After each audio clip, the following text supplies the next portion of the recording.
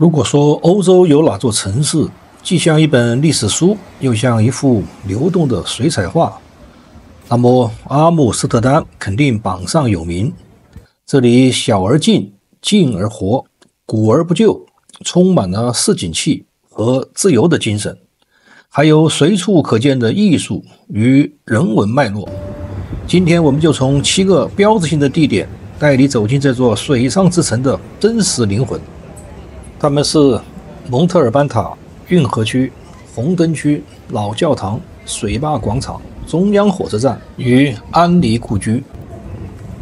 沿着這條街往前走，就可以隱約地看到蒙特爾班塔的高高的塔尖了。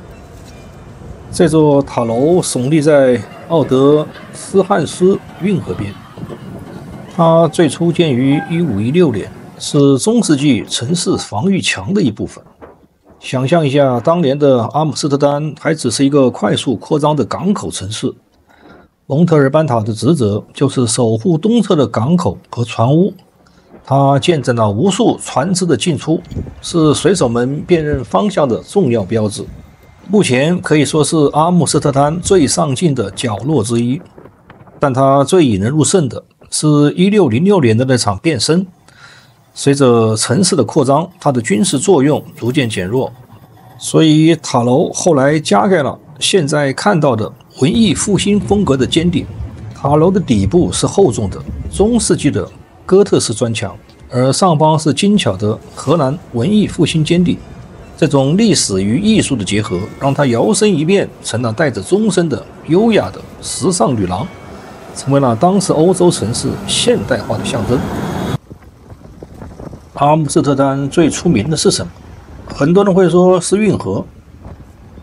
這座城市有超過100公里的運河，1500座橋梁。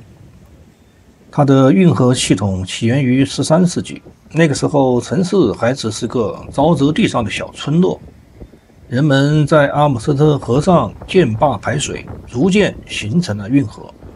17世紀被稱為阿姆斯特丹的黃金時代。那個時候，荷蘭東印度公司的興起，荷蘭依靠航海貿易富甲一方，城市隨之擴張，於是出現了我們今天看到的同心圓式的運河結構。赫拉赫特運河、國王運河、王子運河多不勝數。運河體系將阿姆斯特丹的面積擴大了足足3倍，成功的將貿易、居住和交通完美的融合在一起。想象一下，17世紀的城市的富商們站在自家的窗前，運河前停着商船，船上裝着香料、瓷器、絲綢、茶葉和來自世界各地的商品。那是一個充滿冒險精神的時代，也奠定了荷蘭今日的開放氣質。而提到荷蘭，就繞不開鬱金香。鬱金香進入荷蘭的歷史其實不長，大概16世紀才從奧斯曼帝國傳入，但真正讓它名聲大噪的是1636年那場金融史上著名的现象——鬱金香泡沫。當時的荷蘭富人們瘋狂競價某些罕見顏色的鬱金香球根，有些價值甚至相當於一棟阿姆斯特丹中心的房子，很多人因此而破產。這可是歷史上第一個投機泡沫事件。雖然泡沫最後破裂，但鬱金香等於荷蘭的印象從那個時候就開始深深扎根了。後來鬱金香成了荷蘭的象徵。運河區的橋晚上燈火通明，浪漫極了。還有運河邊的咖啡館，你可以坐船遊覽，感受水上生活。特色是那些傾斜的房子，因為它的地基是沼澤，房子會慢慢變歪，但這也成了獨特的風景。運河和鬱金香讓阿姆斯特丹成為了北方的威尼斯，融合了歷史、自然和浪漫。從運河區往東走，我們來到一個充滿爭議卻又極具歷史意義的地區——紅燈區。這是阿姆斯特丹乃至歐洲最古老的紅燈區，它的歷史可以追溯到14世紀。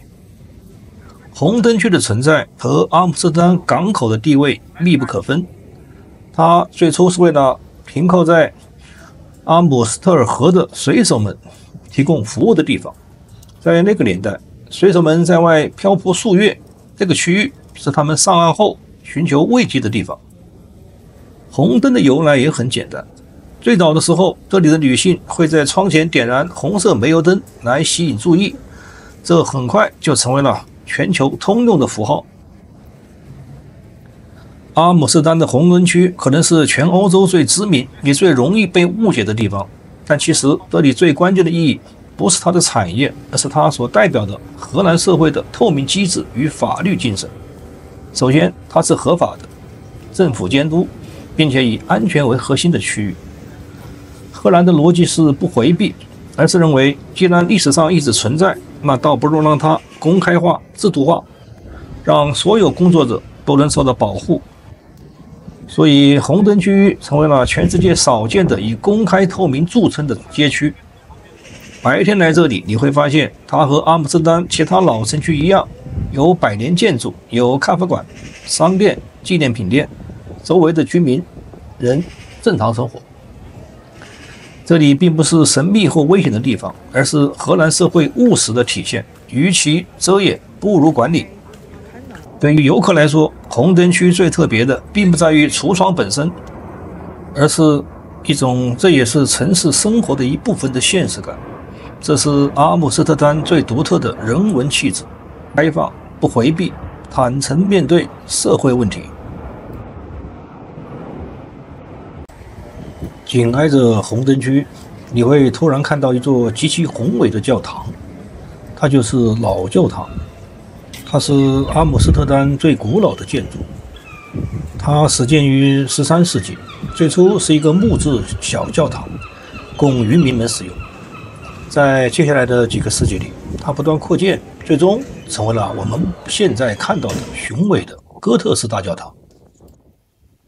老教堂的歷史就是阿姆斯特丹的歷史。在宗教改革之前，它是天主教的禮拜場所。1578年，阿姆斯特丹改信新教，教堂內的所有天主教聖像、彩繪玻璃和裝飾品都被清除，這就是歷史上著名的聖像破壞運動。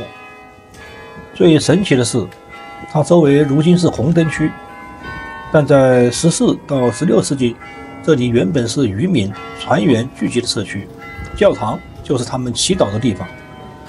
所以感覺宗教最終也幹不過人性。特別在它的世俗的用途，在17世紀，這裡不僅僅舉行禮拜，它的周圍空地還是市場。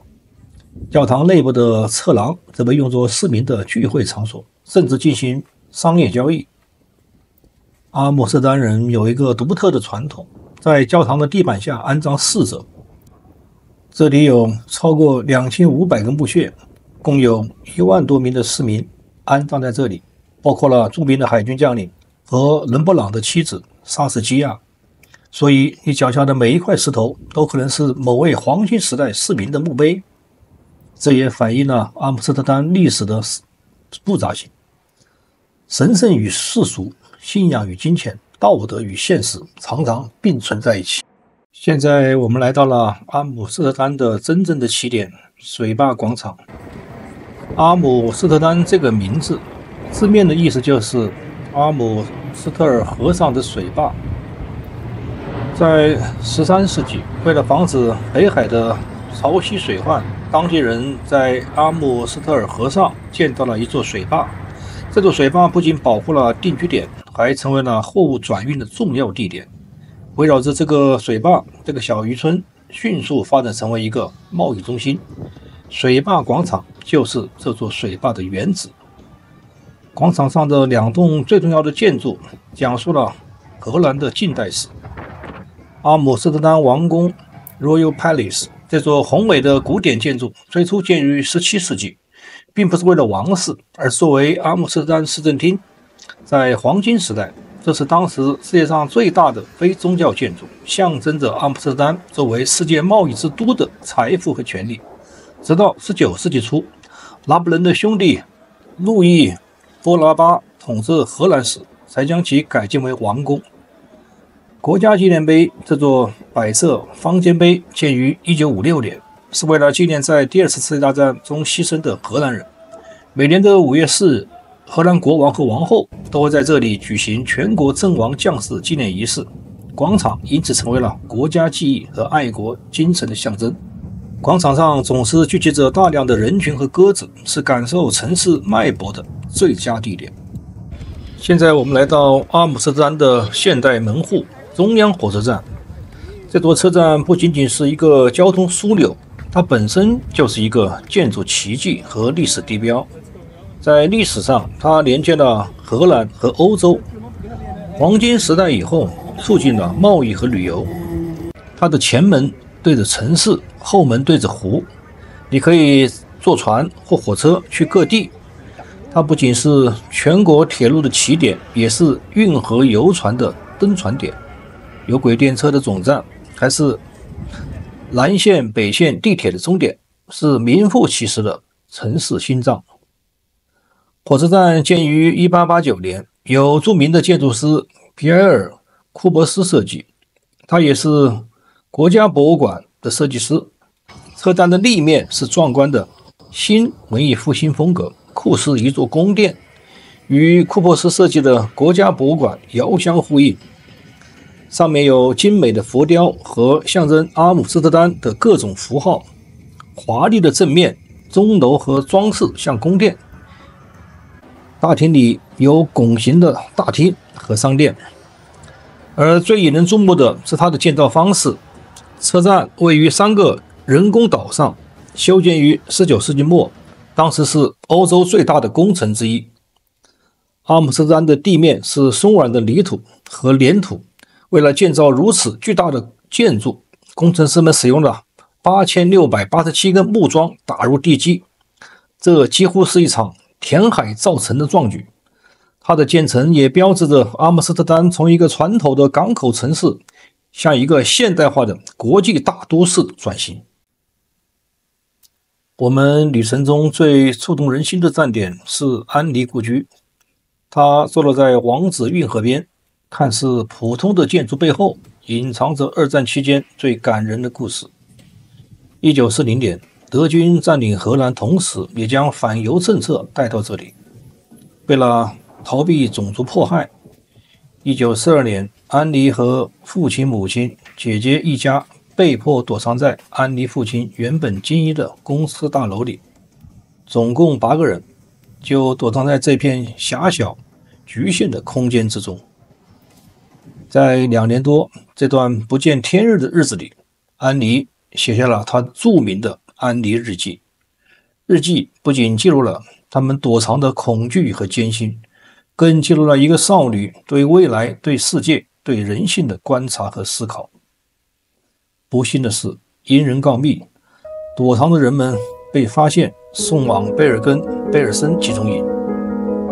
就在英軍解放集中營的幾周前，安妮死於傷寒。她的父親奧托·弗蘭克是唯一幸存的家庭成員。戰後，奧托·弗蘭克秉着為了建立未來必須了解過去的信念，在他的積極推動下，安妮之家於1960年開館。當你走過那個被書櫃遮擋的入口，看到狹小而黑暗的房間時，那種歷史的壓抑感和對自由的渴望會深深地震撼你。這裡永遠見證着蔑視人權的暴行。安妮日記在美國幾乎家喻戶曉。前總統羅斯福的夫人在美國發行版的序言中寫道：“在我閱讀過的書籍中，這是其中對戰爭影響描述的最為現實和充沛的記載之一。”好了，各位網友，我們一起走過了蒙特爾般的堅固、運河區的繁華、紅燈區的寬容、老教堂的沉靜、水壩廣場的莊嚴，還有中央火車站的現代，以及安妮故居的深刻。阿姆斯特丹就是這樣一座城市，它由泥土和水築基，由貿易和財富滋養，由自由和寬容塑造。它的歷史不是單色的，而是由黃金時代的輝煌和二戰的傷痛，由神聖的教堂與世俗的櫥窗交織而成的。讓你能夠聽到我的心，什麼時候也能把我想起。